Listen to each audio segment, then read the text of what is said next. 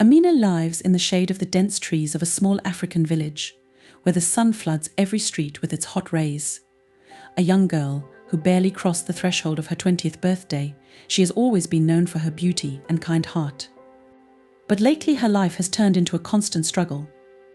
Amina gave birth to twins, two little angels with big, dark eyes and tiny hands. Since the children were born, her life has changed forever. The father of the children, the man with whom she once had an affair, turned away from her when he found out about the pregnancy. He was from a noble family and was afraid that the recognition of children would ruin his reputation. Sitting on a mat on the threshold of her small house, Amina looked at the sleeping children. They were so defenseless, so pure. She gently stroked their small heads, barely holding back tears. Two opposing forces were fighting in her heart: love for children and fear for their future. An old neighbor, Zainab, passed by her house, a woman with a weathered face and wise eyes, who often helped Amina with the housework and gave advice. "Amina, my child, you look tired. You still can't rest, can you?" asked Zainab, sitting down next to her. "Yes, Mummy Zainab, I don't sleep at night. I'm thinking about the kids. How can I feed them when we barely have enough food anyway?" replied Amina, sighing wearily.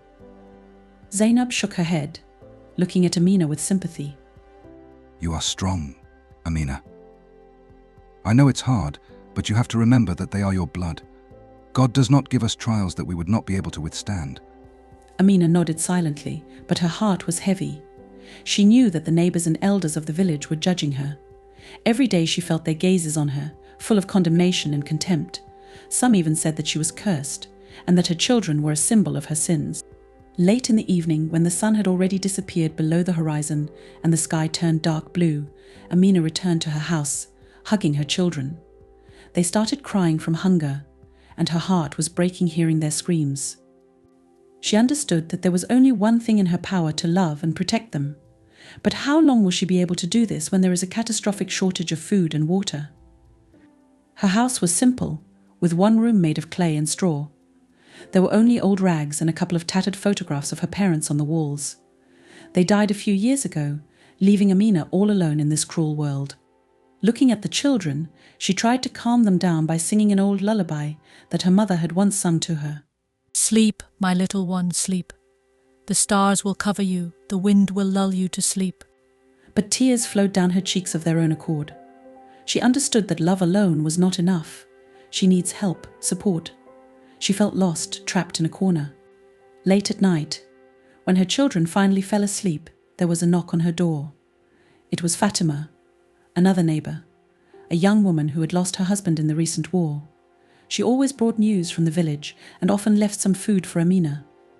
"Amina, I brought you some corn and fish. That's all I could gather. I know it's hard for you right now," she said, holding out a small bag. "Thank you, Fatima. You have no idea how important this is to us," Amina replied, accepting the food gratefully. "You have to be strong, Amina. We're all fighting. Hold on for the sake of your children." Amina nodded, but there was already darkness in her eyes. She understood that neither Fatima nor Zainab could save her from the harsh reality. The night covered the village with its dark veil, and a cold wind ran through the narrow streets, as if reminding Amina of her hard fate. She closed the door and sat down by the children again, listening to their quiet breathing. Her heart sank with pain and helplessness. She couldn't let them starve to death. But what could she do? Every day, her despair grew like the shadow of a large tree, covering her head. Amina knew one thing: she would not give up. She would do anything for her children. But that night, her thoughts began to take a dangerous and gloomy turn. She knew that soon she would have to make a choice that would change her life forever. It has been several weeks since Amina began to realize the full weight of her position. Every day was a struggle for survival for her. The village, once home and warm, now seemed like a hostile place where her presence aroused only contempt and pity. Her children were crying from hunger, and she couldn't even give them a crumb of bread. Her loneliness and despair increased every day. Her hands were shaking from weakness, and even when she found the strength to get up from the ground, every step was difficult for her. The children hung on her arms, crying and begging for food, but she couldn't do anything. Her neighbors turned away at the sight of her. No one wanted to help the cursed mother. One day, When the sun was at its zenith, she decided to go to the center of the village to ask for help. She hoped that there would be people who would feel sorry for her and her children. But her hopes quickly faded. People turned away or walked away as soon as they saw her. The market, where there was usually noise and hubbub, suddenly became quiet when Amina appeared on the horizon. She slowly approached the fishmonger, an old man named Musa, who was known for his kindness. Please, Musa, help me. I don't have anything to feed the kids. I promise to return everything as soon as I can, she said, her voice trembling and her eyes full of tears. Musa sighed and looked away. Amina, you know I can't help you. I don't have anything extra myself. And besides, people say that you have brought misfortune to our village. She felt something tighten in her chest. Musa's words cut her to the quick. She knew that many in the village condemned her, but she did not expect to hear it from someone she considered kind. But Musa, is it my fault that I was left alone with the children? Do they have to suffer because of this? Her voice almost broke, and she felt hot tears begin to stream down her cheeks. The merchant shook his head. These are hard times, Amina. Everyone here should only take care of themselves and their family. If I could help, I would. But you know what people are saying. She realized that there was no point in asking for more. She left the market feeling the cold stares of the other villagers on her. A group of women got in her way, and when they saw her, they started whispering and laughing. Look, this is the same Amina. They say that her children are a curse for the whole village. Isn't that true? Yes. It's better to stay away from her. What if she passes on her trouble to us? Tears burned Amina's face, but she tried not to show her pain. Her heart was breaking, but she couldn't afford to be weak. She had to be strong for her children, who needed her the most. After returning home, Amina knelt down in front of her small house, feeling completely lost. Her hands were shaking, and she was trying to stifle her sobs so as not to wake the children. She thought that she could no longer tolerate this loneliness and contempt. Suddenly, next to her was a neighbor, an old woman named Naima, who has always been distinguished by her severity and cruelty in her judgments. Naima looked at Amina with a cold smile. Are you still here? Why don't you leave here, girl? You're just embarrassing us all with your presence. Your children are a disgrace, and you know it yourself, she said, not hiding her anger. Amina raised her head, her eyes full of pain and anger. Why are you so cruel, Naima? Did I ask to be in this position? I just want to take care of my children. Naima smiled coldly. There? Do you think you can do this by living like an outcast? You'd better take your kids away from here and not come back. This is the only way to save us from your shame. These words were like a blow to the heart. Amina felt the ground slipping away from under her feet. She realized that she was all alone, that there was no place for her in this village anymore. She couldn't take these insults and humiliations anymore. But what could she do? She returned to the house, where the children were still sleeping quietly. Looking at their small faces, she realized that she couldn't live like this anymore. Despair and hopelessness filled her soul. She knew she had to find some way out, but she didn't know where to look for it. She was standing on the edge, and every next step seemed like a step into the void. That night, lying next to the children, she couldn't sleep for a long time. Her thoughts wandered in the dark like lost spirits. She knew that the next day she would have to make a difficult choice. She couldn't let her children suffer because of her weakness. But what price will she have to pay for this decision? She didn't know yet. The night covered the village with its dark veil. The stars twinkled high in the sky, like countless eyes watching the world. In this silent and calm darkness, amid the rustling of leaves and the sounds of night birds, Amina sat in her small hut, lulling the children to sleep. They were crying, but her voice had long since ceased to be soothing to them. Her thoughts were racing in her head like hunted animals. It's been a few days since she last tried to get help from the neighbors, and she's only gotten worse since then. Nothing had changed, but the internal tension was growing like a dam before a flood. She knew she couldn't take it anymore. Her heart was bursting in her chest with pain and despair, but she felt that there was no other way out. She looked at the children, their tiny bodies that were shivering from cold and hunger. She couldn't bear the thought of them dying a slow, painful death. Suddenly, a thought that had been bothering her for the last few days popped into her head, and it was becoming more distinct and intrusive by the minute. If she couldn't take care of them, wouldn't it be better to let them go quickly and painlessly? Maybe the river will take them in its arms and relieve them of the suffering that awaits them. Amina closed her eyes and tried to push these thoughts away, but they kept coming back again and again. Finally, unable to stand it, she got to her feet. After taking one last look at the sleeping babies, she made a decision. There was darkness and despair in her heart, but she saw no other way out. She wrapped the children in a thin cloth and, trying not to wake them, left the house. The night was cold and the wind chilled to the bone. The village was asleep. No one could see her walking through the narrow streets to the river. Her heart was beating so loudly that it seemed like it could be heard from miles away. When she reached the river, she was overcome by a strange sense of calm. The water flowed slowly, as if the river knew what it had to do. Amina knelt down by the shore and began to whisper the prayers that her mother had taught her as a child. She asked forgiveness from God and the spirits of the river for what she was going to do. Suddenly, she heard a voice behind her. It was Fatima, her neighbor, who happened to see Amina and decided to follow her. Amina, what are you doing here in the middle of the night? Why are the children with you? Her voice was trembling with worry. Amina started, but did not turn around. Fatima, you won't understand. I'm doing this for them. I can't bear to see them suffer anymore. Fatima came closer. Her eyes widened in horror when she realized what Amina was going to do. No, Amina, please don't do this. This is not a solution. Children, they need you. You don't understand, Fatima. No one understands. I can't watch them die in front of me anymore. It's better for them to leave quickly than to suffer like this. Fatima took a step forward and tried to grab Amina's hand, but she abruptly pushed her away. Do you think this will save them from pain? It will only bring more suffering. Listen to me, Amina, we'll figure something out. I'll help you. We'll find a way. But Amina no longer heard her. She stood on the edge of the shore, her eyes full of tears, and her lips whispered the last words of farewell.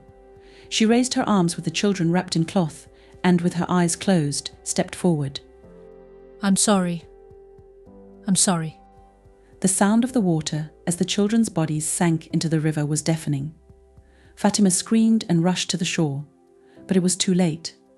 The river took them away as if they had never existed. Fatima fell to her knees, sobbing and crying out to God. Why? Amina, why? Amina stood as if petrified. Her gaze was empty and her heart was torn. She knew what she had done, but it was too late. She took a step back and sank to the ground, feeling her strength leave her. The river continued its calm path as if nothing had happened, and the stars high in the sky twinkled with quiet sadness. At that moment, Amina realized that she had made a terrible mistake, but there was no turning back. She sat on the shore, listening to the river carry her children further and further away, and a feeling of emptiness filled her soul. She couldn't think anymore, couldn't feel anymore. All she had left was the emptiness and the cold of the night. As soon as the water closed over the babies, as if grabbing them with an icy hand and carrying them away, Amina suddenly realized what she had done. A cold terror pierced her heart, and time seemed to stand still. The sharp, painful pounding of her heart sounded like a loud drum, above the noise of the river. She stood on the shore, frozen, with her eyes wide open, as if in a fog. The seconds seemed like an eternity, and the silence that followed Fatima's scream pressed down on her, drowning out all the sounds of the world. As if waking up from a nightmare, Amina rushed to the shore, but it was too late. The cold river had already carried the children away, their small bodies disappearing into the darkness of the water. No, no, no, what have I done? She screamed, rushing to the water. But the cold waves were relentless. Her feet sank into the wet sand, and she stumbled, falling to her knees. The water hit her in icy streams in her face, but she continued to call them, calling to the children, to the river, to God. Still sobbing, rushed after Amina, trying to hold her back, but she was too absorbed in her grief. Amina, stop. They've already left. Nothing can be returned. She screamed, grabbing Amina by the shoulder. But Amina didn't seem to hear. Her eyes were wide open, filled with despair and horror. All she saw in front of her was the dark river that had taken her children, and there was nothing she could do about it. Give them back to me, please. I made a mistake. Bring them back. Her voice broke in hysterics, tears mixed with cold water, burning her face. She started running along the shore, her legs barely obeying her, stumbling over rocks and driftwood. She was calling for her children, her voice hoarse with despair. A terrible feeling of guilt flared up in her heart. How could she have thought that this would be a salvation? How could she believe that she was doing this for their good? Please return them. I didn't want.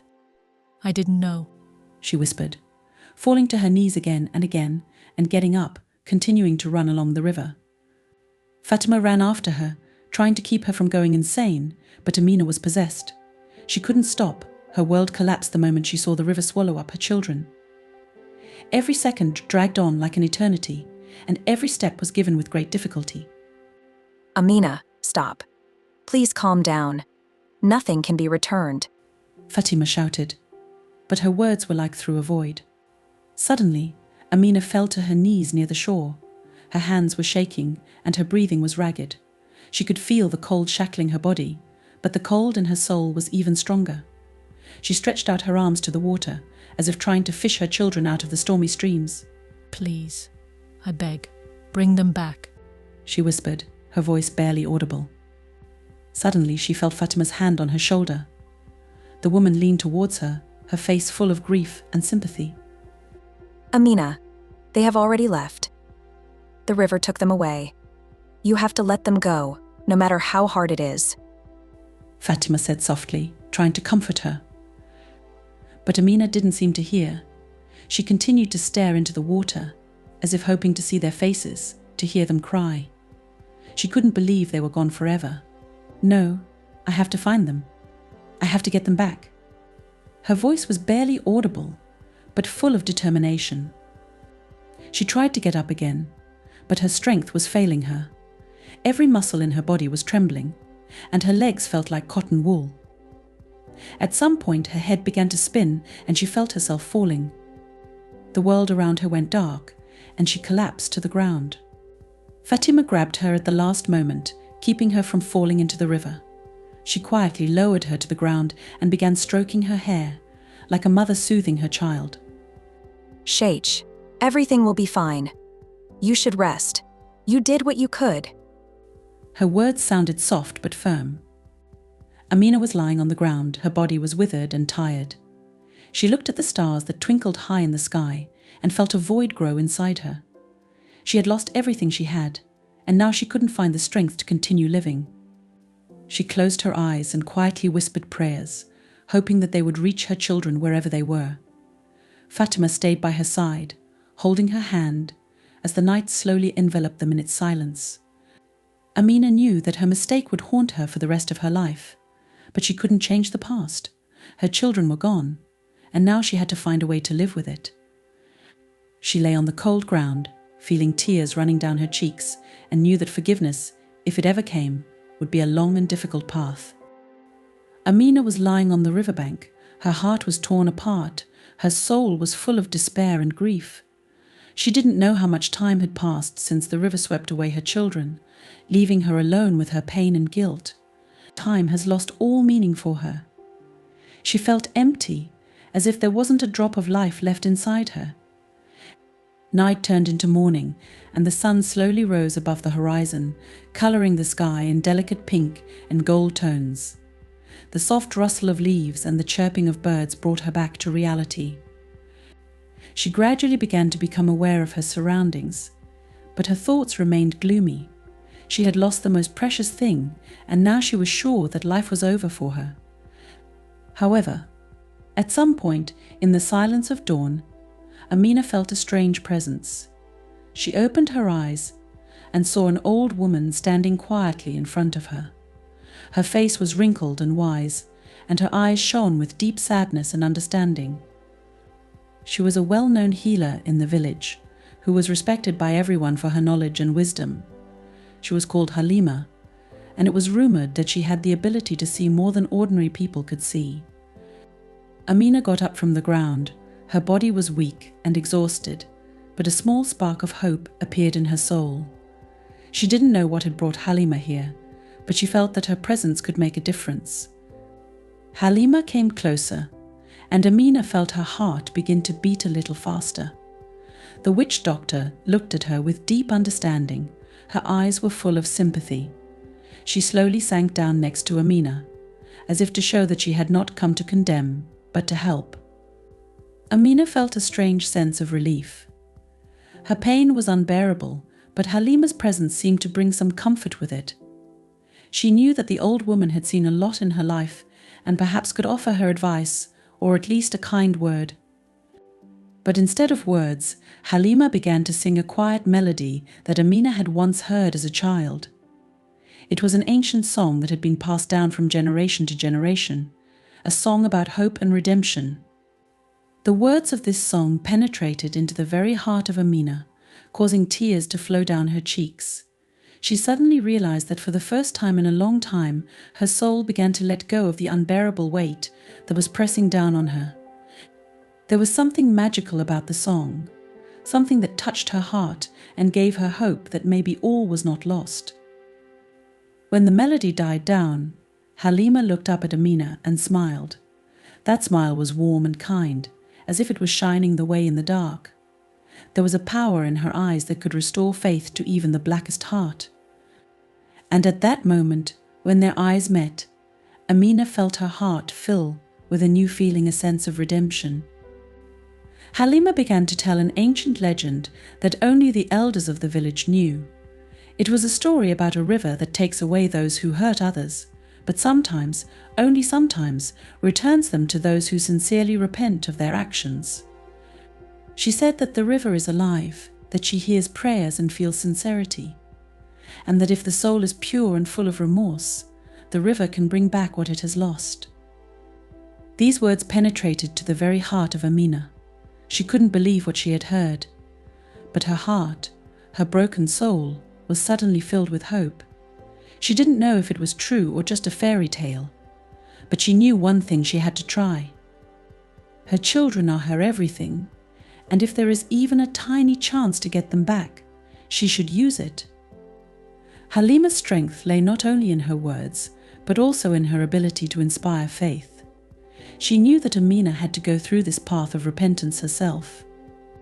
Halima pointed to the river, and Amina realized that she had to go along it, follow its course, look for signs and pray that the river would take pity on her. Gathering her last strength, Amina got to her feet and began her journey along the shore. Her legs were heavy and her body was exhausted, but a new hope burned in her heart. She didn't know how far she had to go, but she knew one thing: she wouldn't stop until she did everything possible to get her children back. Inspired by Halima's words, Amina walked along the river. Every step was difficult for her, but she did not stop. She prayed, whispered words of repentance, and asked forgiveness from the river, from the spirits of the water, from God. She knew that her path would be difficult, but now she had a goal that gave her the strength to move on. The river was quietly rustling nearby, as if listening to her pleas, and there was something reassuring in this silence. Amina felt that every step she took, every word she said, brought her closer to redemption. She knew that she had to go this way to earn forgiveness, to prove her love for her children and her remorse. The light of the sun was slowly disappearing below the horizon, and night was falling on the earth. Amina continued walking, feeling that the river was leading her, and this was her last hope. She didn't know what lay ahead, but she was ready to do anything to get her children back. And in her heart, filled with pain and despair, there was now a small spark of hope that shone her way in the dark. Amina walked along the river, leaving the place of her sin and despair. A spark of hope burned in her heart, ignited by the words of the old healer Halima. Every step on the wet ground was difficult, but she had no choice. She knew she had to find her children, get them back at any cost. Prayers came from her lips almost continuously, like a quiet whisper addressed to the spirits of the water, whom she begged for forgiveness and mercy. The river was her guiding thread, her only landmark. She walked along its course, praying and hoping for a miracle. The first days were filled with physical exhaustion. Her legs tired quickly, her body ached, and every step brought new pain. But Amina kept walking. She felt that she had to overcome this pain because it was insignificant compared to what she had lost. She knew that her trials were just beginning. On the third day of the journey, when her legs were barely moving from fatigue, Amina felt that the river was taking her further away from familiar places. The trees along the shore became thicker and thicker, and the trail became less noticeable. She knew she might get lost soon, but the fear of getting lost was nothing compared to her desire to find the children. She knew she couldn't afford to think about her own safety. The further she went, the more difficult her path became. From time to time, she was surrounded by hungry beasts whose eyes shone in the night. She saw their shadows and heard their growls, but she had no fear. Perhaps at some point she even thought that she deserved their attack as payback for her sins. But no animal came too close, as if the spirits of the river were protecting her. Next, she was going to be tested by thirst and hunger. She knew that the river was full of water, but not every part of it was safe to drink. She had to look for clean streams that flowed into the river and use her knowledge to find safe plants and berries for food. But hunger and thirst did not leave her. She vomited several times from tainted water or inedible fruits, but she got up, kept walking, continued to pray. One of the most difficult trials was for Amina to overcome her own fears and doubts. Every evening, as the sun sank below the horizon and the world plunged into darkness, the shadows of the past began to haunt her. She remembered the faces of her children, their crying, their defenseless bodies going under the water. She felt that at any moment she could lose control, surrender to her despair and guilt. But every night, falling asleep, she prayed to the water spirits for forgiveness and asked them to give her the strength to continue. On the 6th day of the journey, a new ordeal befell her. Dark clouds covered the sky, and soon a heavy downpour began. Water gushed from the sky, as if the river itself had risen into the heavens to test her resolve. Amina quickly got soaked to the skin. The cold chilled her to the bone. But she kept walking, even though her body was shivering from the cold, and her clothes stuck to her skin, leaving no dry place. The downpour turned the trail into a swamp. Amina got stuck in the mud every time she took a step. Her feet slipped and she fell several times, hitting rocks and tree roots painfully. But every time she fell, she got up, even though her body screamed in pain and her mind was fogged with fatigue. She knew she couldn't afford to give up, couldn't afford to stop. When the downpour finally ended, a new challenge awaited her crossing the overflowing river. The bridge she found was old and rotten, but she had no other choice. She knew she had to cross over to the other side to continue on her way. She stepped onto the bridge, and it creaked under her weight. Her heart began to beat faster, but she kept moving forward. The bridge cracked and swayed under her feet, but she did not look down, did not think about what would happen if it collapsed. She thought only of her children. Suddenly, in the very center of the bridge, one of the planks under her foot broke. Amina lost her balance and, as it seemed, was about to fall into the rushing river, but at the last moment she managed to grab the edge. Her heart was beating like crazy, but she gathered her strength and pulled herself up, trying to get back to the bridge. She could feel her muscles burning with tension, but she kept fighting. Her hands were shaking, but there was determination in her eyes. She knew she had to survive, she had to keep going. After crossing this section, she found herself on the other side, exhausted but alive. Her every movement was painful, but a spark of faith lit up inside her. She felt that the river was testing her, that her trials were not accidental. She knew she had to go through this to earn forgiveness. Every day her path became more difficult. She crossed forests and fields, made her way through dense thickets and swamps. She could feel her body weakening, but her spirit was getting stronger. Her thoughts turned more and more often to the children, and each memory brought new strength. She couldn't stop, couldn't let them down. At times it seemed to her that the river itself was talking to her, whispering words of encouragement or reproach to her she could not understand. But she walked, trusting her current, trusting that her trials were not in vain. She knew that the answer was waiting for her somewhere ahead, and she was ready to do everything to find it. So the days and nights passed, and Amina continued on her way. Her soul was getting stronger, her faith was getting stronger. She knew she couldn't change the past, but she believed she could redeem herself. She didn't know how long her journey would last, but she was ready to go to the very end. Every trial, every obstacle only strengthened her spirit. Her journey was long and difficult, but she knew that her children were waiting for her, and this thought gave her the strength to move on, despite everything. There was a burning hope in her heart that the river might hear her pleas and give her back the most precious thing she had ever had. Amina had been walking along the river for several days, and each new step was heavier than the previous one. Her body was weak from fatigue, her legs ached from the endless journey, and her stomach was cramping from hunger. But the most painful thing was in her soul. With each day of searching, hope gradually faded, like a candle flame left in the wind. She felt her strength leaving her, but she couldn't stop. The only thought that she could find her children moved her forward. Her eyes were reddened from tears and sleepless nights, and her mind was wandering in a maze of despair. It seemed to her that her children were gone forever, and that her pleas went unheard. Every evening she prayed on her knees by the river, her words dissolving in the cold waters. She asked for a miracle, for forgiveness, for a second chance. But the river remained as silent and indifferent as on that fateful day. On the 8th day of her travels, exhausted and lost, Amina found herself at a narrow bend in the river, where the current became especially fast. Here, amid the rushing waters and rolling hills, she stopped.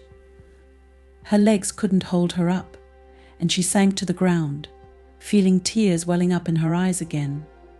There was an emptiness inside her, a feeling that everything was over, that there was no more strength or faith to go on. She began to lose hope, thinking that her pleas had gone unanswered. But at that moment, when she was almost resigned to the fact that everything was lost, something unexpected happened. She was sitting by the river, staring blankly at the water, and suddenly noticed something strange on its surface. At first it seemed to her only a play of light and shadow on the water, but then she saw something white flash among the rushing streams. Her heart began to beat faster, and she squinted to get a better look. Something was slowly floating on the surface of the river. At first it seemed to her that it was just a piece of wood or debris brought by the current, but as it approached, she began to make out the shape. Her heart clenched with anxiety and a strange, vague hope. She got to her feet, keeping her eyes on the mysterious object. When the object approached, Amina gasped. She couldn't believe her eyes. They were her babies. 2 small bodies wrapped in the same cloth she wrapped them in that terrible night. They sailed slowly with the current, as if on an invisible boat, carefully carried by the currents of the river. Their little hands were folded on their chests, their eyes closed, like those who sleep in a deep, calm sleep. Amina froze, not knowing what to do. Her legs wouldn't obey her, as if her entire body was paralyzed from shock. She stood and watched as the river slowly brought her children back, and something new, something incredible, began to emerge in her heart faith in a miracle.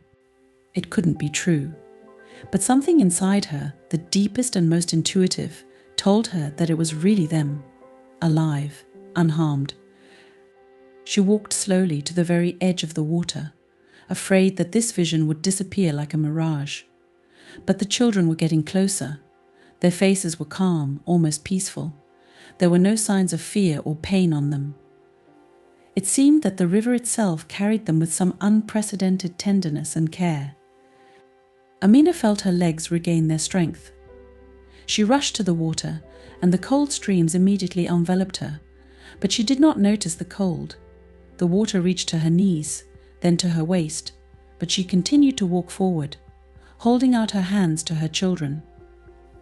Every step she took was like a prayer, like gratitude to the river for her mercy. When the children were at arm's length, Amina gently picked them up. Her hands were shaking, and her heart was racing. She pulled them to her, her eyes full of tears of joy and gratitude. She could feel their small bodies moving, their breathing. She heard the soft, barely perceptible sound of their breathing and felt her heart filled with endless love and relief. She carefully carried them to the shore and, sitting down on the ground, began to examine them. The babies were alive, their breathing was even and calm. Not a single scratch, not a single sign of pain or fear. It was a miracle, a real miracle that she didn't even dare to believe in. The river took pity on her, forgave her and returned her children. Tears were streaming down her cheeks, but they were tears of joy and gratitude. She hugged the children tightly to her, feeling their warm bodies fill her with new strength. There was no room for despair and guilt in her heart anymore, only gratitude and love. She realized that she had been given a rebirth, not only to her children, but also to herself. She raised her eyes to the sky and whispered words of gratitude. Her children had returned to her, and now she knew she had to be strong for them. She realized that all was not lost, and that even in the deepest despair there was room for hope and forgiveness. The river slowly continued on its way, as if nothing had happened. But Amina knew that she would always remain grateful for this miracle, for this incredible gift. She hugged the children even tighter, and at that moment she felt her heart filled with new light and strength. She knew that now she had to live for the sake of her children, for the sake of their future, and for the sake of never making such mistakes again. Amina got to her feet, holding her babies in her arms, and began her journey back to the village. She knew she was going to have a hard road ahead, but now she had something worth living and fighting for. Her children were with her, and she knew she would protect them until her last breath. Every step she took was filled with determination and confidence.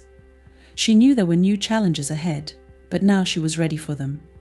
She was grateful for this second chance and was ready to do anything to prove her love and atone for her mistakes. The river had given her a miracle, and now she had to live in such a way as to justify this miracle. So, with the children in her arms, Amina began her new path full of hope and faith in the best. And every step she took was filled with gratitude that the river had given her this incredible miracle, bringing back her children, her hope and her life. Amina walked along the familiar path back to the village, holding her babies in her arms. Her heart was still beating with anxiety, but now it was filled with peace and gratitude. Every step was difficult for her. Her body was exhausted, and her legs ached from the long walk, but she continued to walk forward. She was determined to return home and start a new life. The journey to the village was long, and every movement caused pain in Amina's overworked muscles, but the feeling of warmth and life in her hands filled her with new strength. The children were sleeping peacefully, covered in her warm, damp clothes. They were alive, and that was the most important thing in the world. Their return seemed like a miracle, but she knew that she had to do everything to justify this miracle and protect them from any adversity. When the village appeared in the distance, Amina's heart began to beat faster. She wasn't sure how she would be greeted. During her absence, people may have already forgotten about her, or maybe they still remembered her as the one who brought misfortune to their land. She could not know how she would be perceived by those who had once turned away from her, but she understood that she had to move forward for the sake of her children, for the sake of their future. As she approached the village, Amina noticed people starting to leave their homes. They cast surprised and anxious glances at her, whispering among themselves. Some of them were the ones who turned away from her in a difficult moment, who condemned her and abandoned her. Now they were looking at her with disbelief and perhaps fear. They didn't expect to see her again, especially with babies in her arms. However, as she got closer, the expressions on people's faces began to change. They saw the children, alive and unharmed, and couldn't believe their eyes. The whispers turned into loud discussions, and soon the elders of the village began to approach her, those who made decisions and determined public opinion. They looked puzzled and interested at the same time. They did not understand how the children could survive after all that had happened, but they saw a miracle in front of them, and this inspired them with respect and fear. One of the elders, wise and old, came closest. His face was serious, but there was respect in his eyes. He knew that this was a woman who had gone through unimaginable trials, and her return with the children seemed like a sign from above. He understood that this could not be ignored, so he turned to Amina, nodding his head and showing her that she could enter the village. Slowly but surely, Amina crossed the border of the village, holding the children tightly in her arms. Her legs were weak from fatigue, but she stood straight, not letting herself fall. People were gathering around her, their eyes filled with surprise and respect. They saw in her not the one who had once been rejected, but a new Amina, a woman who was able to overcome incredible difficulties and regain her most valuable things. Women and men approached her, some with smiles, some with caution, but all with obvious respect. They asked questions, touched her hands, as if checking if she was real. Amina answered them quietly and calmly. Her voice was confident and firm.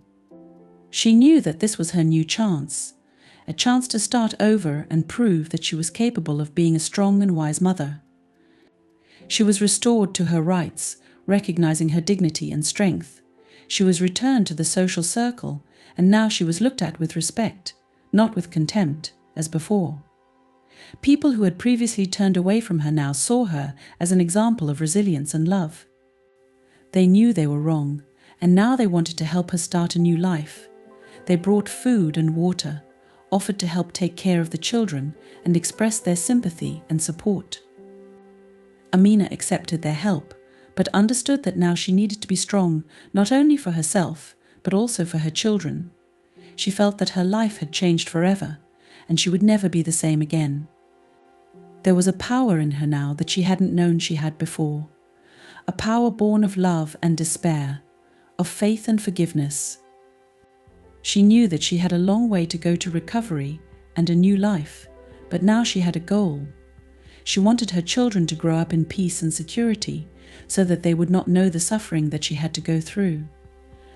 She understood that she had to be an example to them, to show them how to be strong and resilient despite any difficulties. As the days passed, Amina began to rebuild her life. She started working in the fields again, as she had done before the children were born, but now she did it with new energy and determination. Her children were her light, her inspiration, and every day she woke up thinking about them, ready to do everything possible to make them happy and healthy. The villagers gradually got used to her presence, and those who had previously condemned her now saw her as an example of a real mother and a strong woman. They respected her for her courage and fortitude, and even started asking her advice in difficult situations. Her experience and wisdom became valuable to the community, and she became an important part of village life. Amina knew that she would never forget those terrible days when she thought she had lost everything. But she also knew that it was these trials that made her stronger, taught her to believe and hope.